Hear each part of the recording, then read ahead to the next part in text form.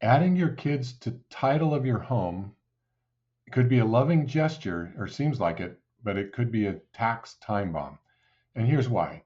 When you gift your home or add your kids to title, while you're still alive, they inherit the original basis of your home as a cost basis for capital gains tax.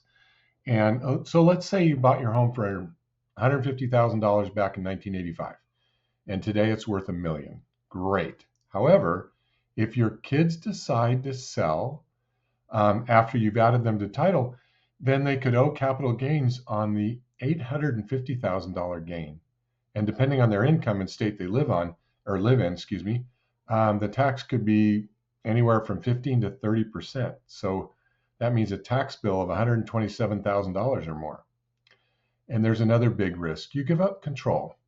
And once your kids are on title, they are legally own a part of your home. That means if they go through a divorce, a lawsuit, or financial trouble, the home could get caught in the middle. So what's the smarter way to pass along the home to your kids? Let your kids inherit the home when you pass away. Why?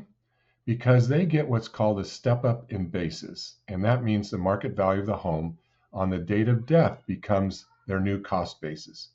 And that's, for the purpose of calculating a capital gain tax. So if the home's worth $1 million and on the date of your death and they sell it shortly afterwards, there could be zero capital gains owed. And that step up in basis can save your family tens or even hundreds of thousands of dollars. So just be clear, this does not affect property tax under Proposition 13 or in California, or 19, the newer one. This is about capital gains tax, which only applies when a property is sold. So now, how do you make sure the home transfers smoothly?